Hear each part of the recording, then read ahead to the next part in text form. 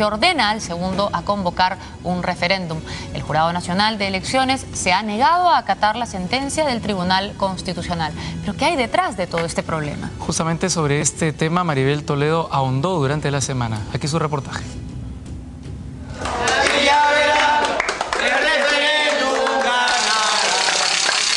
Los fonavistas de todo el Perú están felices. Están seguros que después de años de haber aportado al Fondo Nacional de Vivienda, FONAVI, al fin recuperarán su dinero. Tanta algarabía parte de una sentencia del Tribunal Constitucional que ordena al Jurado Nacional de Elecciones convocar a un referéndum para que el país decida si a los fonavistas se les debe o no devolver su dinero. Un fondo que hoy se calcula en 11.800 millones de soles. El jurado se ha declarado en rebeldía y se ha iniciado una guerra de poderes en medio de una creciente expectativa de los fonavistas.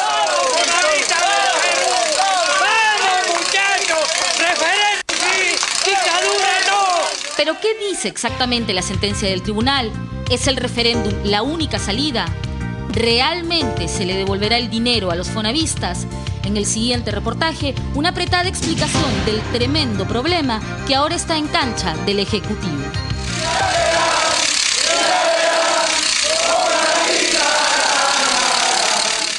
El Fondo Nacional de Vivienda fue creado en el año 1979 durante el gobierno de Morales Bermúdez y consistía en el descuento del 5% a cada uno de los trabajadores que se encontraba en planilla.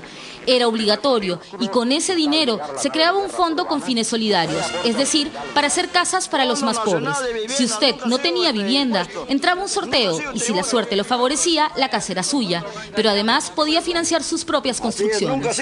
El fondo permitía financiar la adquisición, construcción de una vivienda y luego usted pagaba y cumplía con devolver esos dineros que le dieron al mismo fondo. Y no era que me regalaban el dinero. No era un obsequio, no era un gasto que hacía el Estado libremente y que usted recibía a título gratuito por el hecho de ser trabajador, sino más bien era su propio dinero, que era una especie de fondo revolvente. Así se construyeron complejos habitacionales como Santa Rosa en el Callao o las Torres de Limatambo en San Borja. Pero cuando Fujimori llega al poder, decide que con ese fondo también se hagan redes de luz, agua y desagüe. Y finalmente liquida el fondo y ordena que ese dinero que era financiado por el Banco de la Vivienda pase a manos del Estado, específicamente a la PCM. Se hace con el dinero del FONAVI lo que al gobierno le viene en gana. Entonces los fonavistas acuden al Tribunal Constitucional, aquel compuesto por los magistrados que luego Fujimori destituiría. El tribunal le dio la razón a los fonavistas. Se le dijo a Fujimori, tu ley es inconstitucional, tú no puedes quedarte con el FONAVI, si ya te la quedaste, devuelve el tema a la cuenta bancaria llamada FONAVI y que esa cuenta, esa plata, siga siendo destinada a financiar viviendas, redes de agua y desagüe. Estaba claro que el Estado no podía quedarse con ese dinero, no se establecía cómo este volvía a manos de los fonavistas. En el gobierno de Toledo, los fonavistas presentan al Congreso un proyecto de ley para la devolución de sus aportes. El resultado no les fue satisfactorio y entonces acuden a la otra salida constitucional, convocar a un referéndum para que sea el pueblo el que decida la creación de una ley, la ley de la devolución. Era el Jurado Nacional de Elecciones el que debía dar luz verde al referéndum. Allí empieza la historia reciente. La Constitución en el artículo 32 señala el referéndum no va cuando trata materias tributarias o materias presupuestarias. Son dos supuestos. Basta que se cumpla uno de ellos para que no vaya el referéndum. Llega un pedido de los señores fonavistas hace mucho tiempo, se analiza y mediante la resolución 1215 se señala que esta era una materia tributaria, pero no es porque el jurado haga un análisis y declare la naturaleza jurídica del FONAVI, no. Lo que hace es analizar el contexto y encuentra la sentencia del Tribunal Constitucional de 1999, donde dice el FONAVI es tributo. Basado en estos argumentos, el Jurado Nacional de Elecciones dice que el referéndum no procede. Los fonavistas presentan entonces una acción de amparo al Tribunal Constitucional y este les da la razón. Esta es la cuestionada sentencia del tribunal de septiembre del 2007 y en ella se señala: el Tribunal Constitucional ha considerado que los aportes de los trabajadores al FONAVI no cumplen con los principios constitucionales tributarios, no constituyen un tributo. Si no era un tributo, no se podía impedir el referéndum. Es decir, en la práctica, el tribunal obligaba al jurado a convocar al referéndum. Esto se puede parecer a un tributo, pero no lo es. Comparte algunas características. Sin embargo, esto es un fondo. Esto es un fondo financiero, no es un tributo. Puede ser que el aporte haya sido obligatorio para algunos, lo cual no lo hace tributo. Se requiere también, fundamentalmente, que sean creados por ley, de modo expreso. El argumento que ha utilizado el Tribunal Constitucional para decir de que el FONAVI no es un tributo es de que fue creado, que no fue creado por ley, cuando la Constitución obliga a que los tributos se creen por ley. Pero el FONAVI fue creado en el año 79 y las leyes en ese momento se llamaban decretos leyes porque no estábamos en una democracia.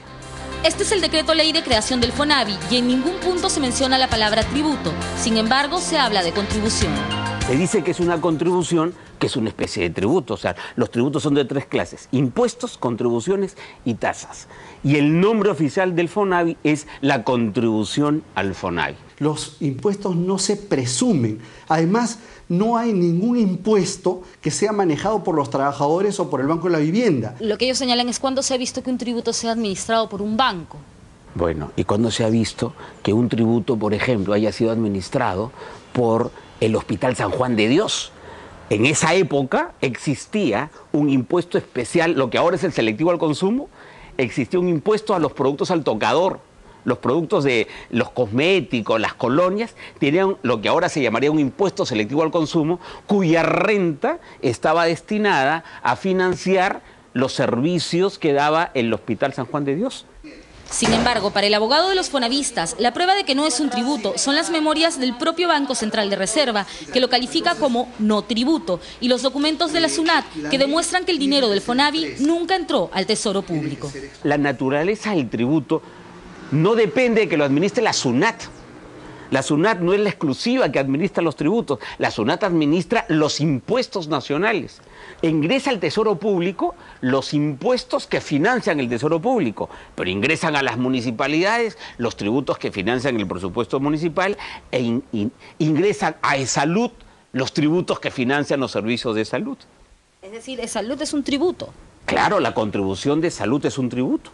Ante el debate si algo es o no es tributo, está el Tribunal Constitucional que ya dio su palabra. Entonces, pueden haber opiniones muy respetables en sentido contrario, pero ya el Tribunal, tras una larga evaluación y en 3 procesos distintos, ha confirmado que no se trata de un tributo.